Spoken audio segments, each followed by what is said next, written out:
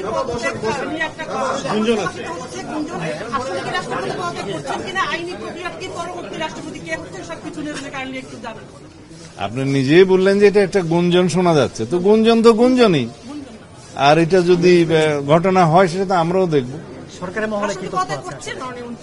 আপনি বললেন যে এটা একটা গুঞ্জন,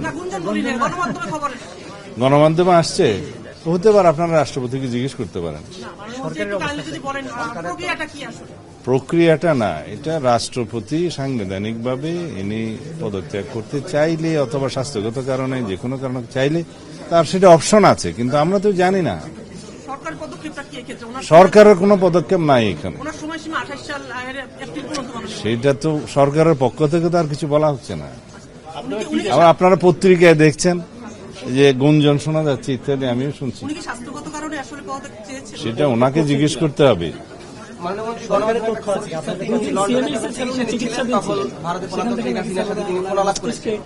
না, উনি চিকিৎসাতে কিছুদিন আগে বিদেশে গিয়েছিলেন, তো চিকিৎসা তো নিতেই পারে।